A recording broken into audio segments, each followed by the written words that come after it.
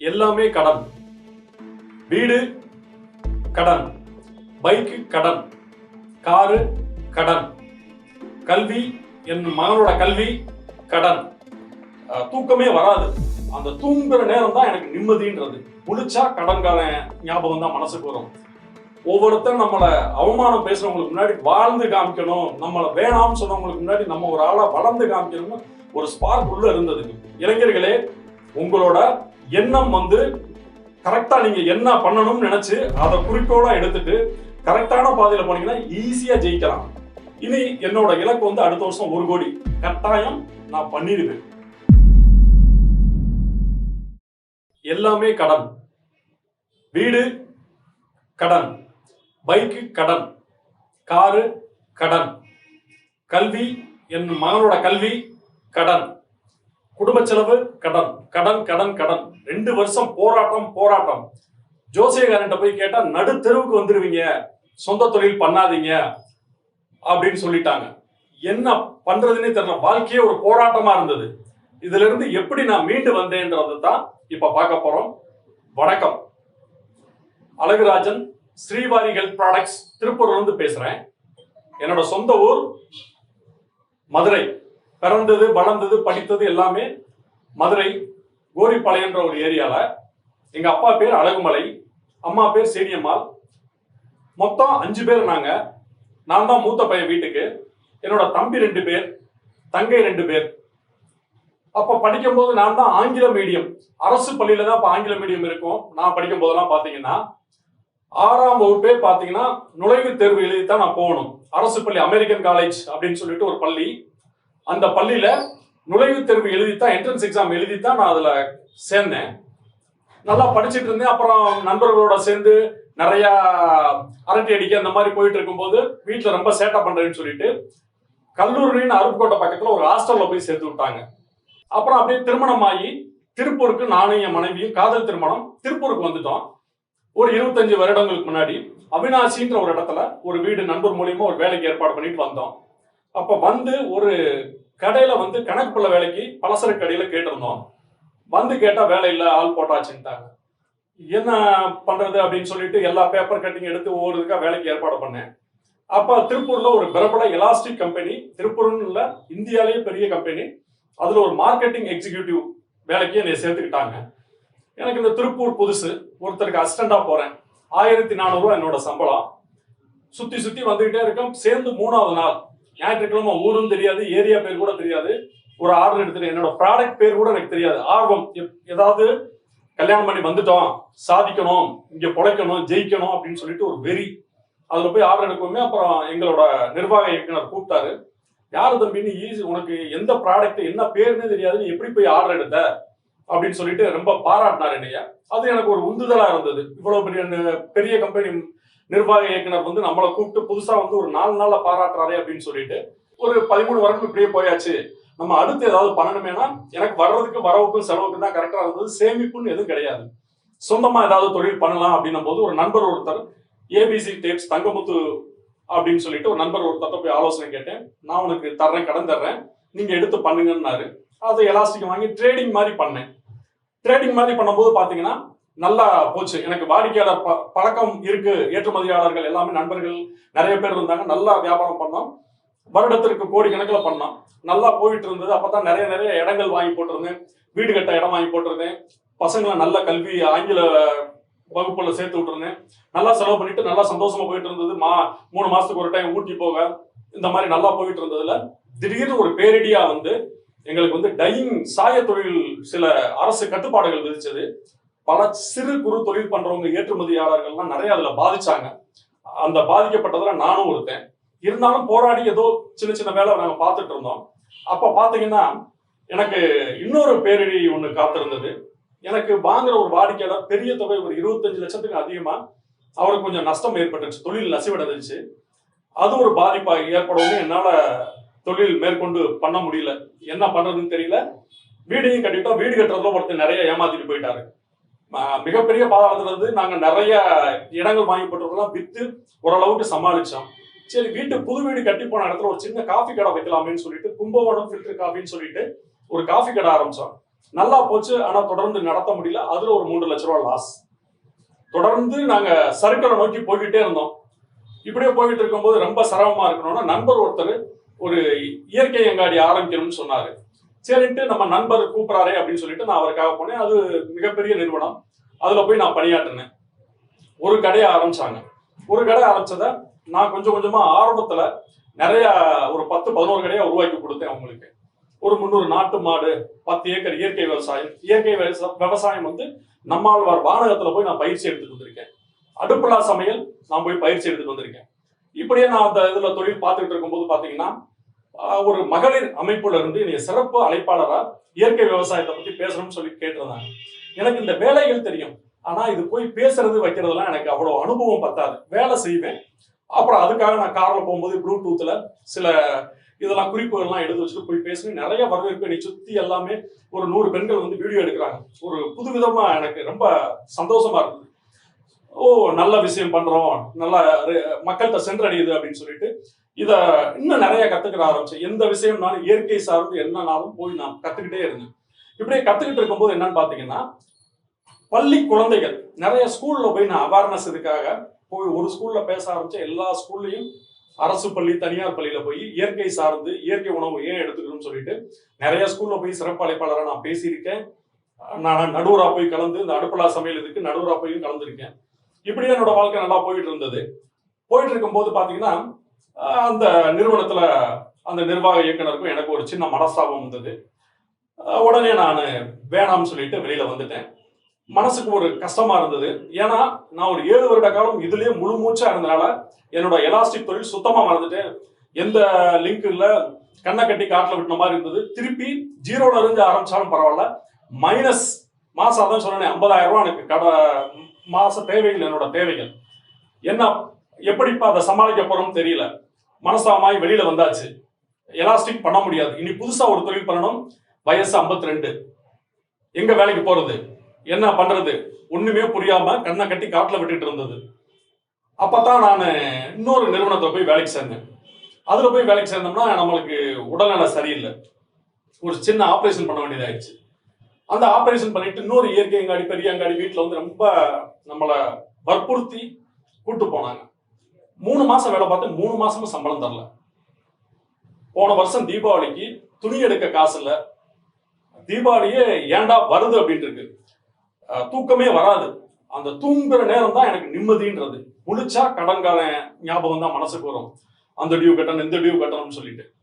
அப்புறம் நம்மளுக்கு தெரிஞ்சது, எனக்கு நாங்க குடும்பத்தோட நான் சொன்னேன் அடிக்கடி ஊட்டி சுற்றுலா போகும்னு சொல்லிட்டு.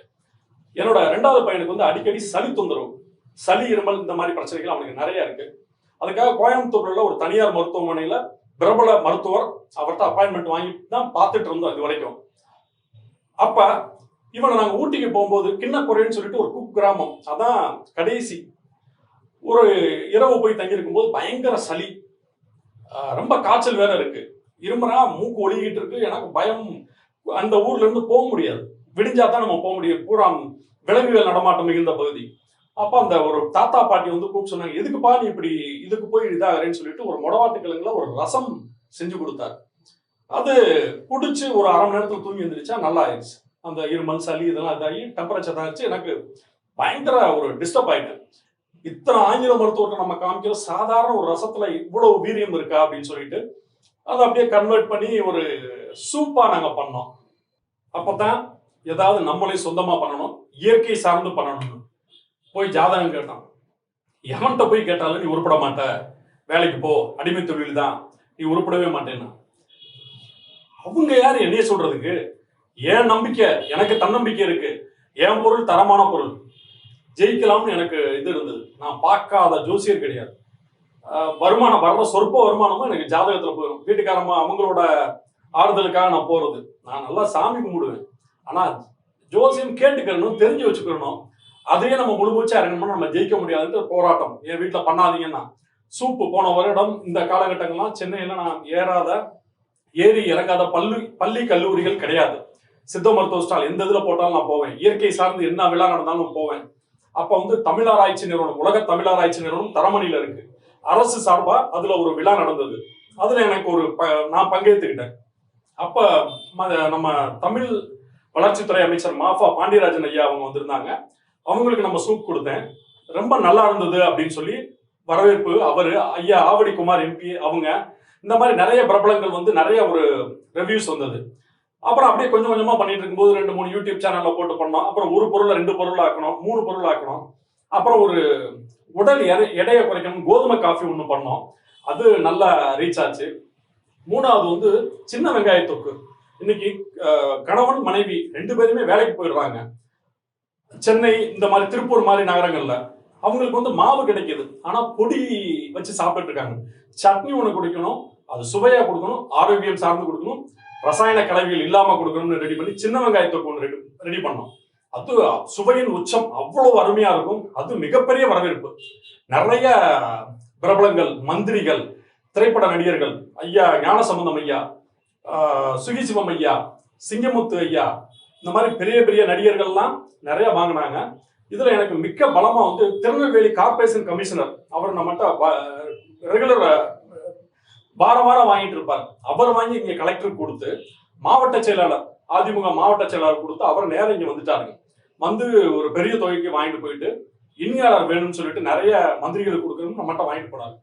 ஒரு இனியாளர் வந்து வெளிநாட்டுல இருந்து இறக்குமதி பண்ணி கொடுக்குறேன், மூலிகை உறிஞ்சி. அது பாத்தீங்கன்னா மூக்கடப்பு, ஜலதோஷம், சளி தொந்தரவு, இந்த மாதிரி பிரச்சனைகளுக்கு நல்ல ஒரு நிவாரணம் தெரியும்.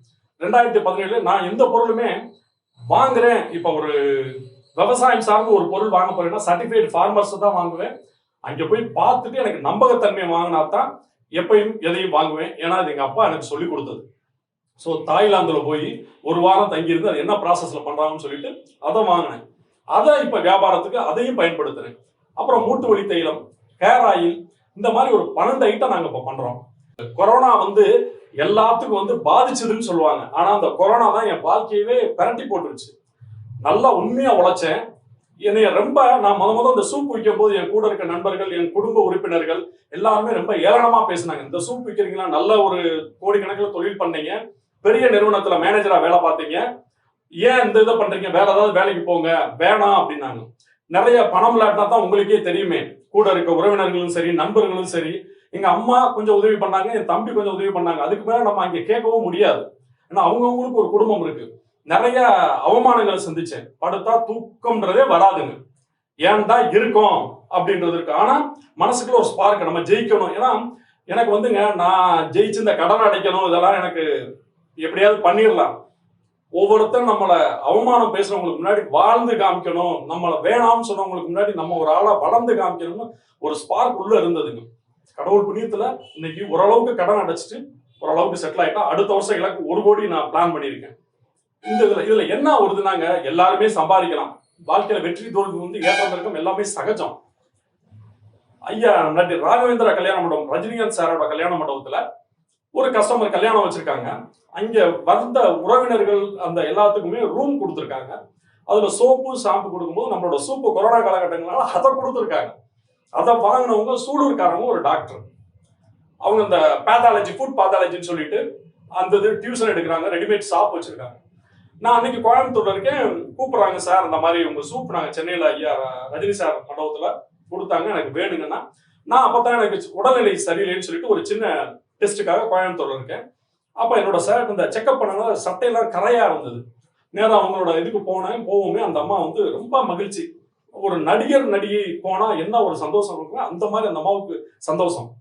போயிட்டு உடனே ரொம்ப இது பண்ணி எனக்கு அதை கொண்டுறா, அவங்க தங்கச்சியோட சொல்லிட்டு, ரொம்ப என்னோட வாழ்க்கையில எனக்கு முக்கியமான நாள், நீங்க எங்க கடைக்கு வந்திருக்கீங்க அப்படின்னு சொல்லிட்டு எனக்கே ஆச்சரியம். என்னடா அது, நம்ம வியாபாரம் பண்றோம், பணம் வாங்கிட்டு அவங்க மனசுல எவ்வளவு இடம் பிடிச்சிருக்கோமா, நல்ல விஷயம் பண்றோம் அப்படின்ட்டு.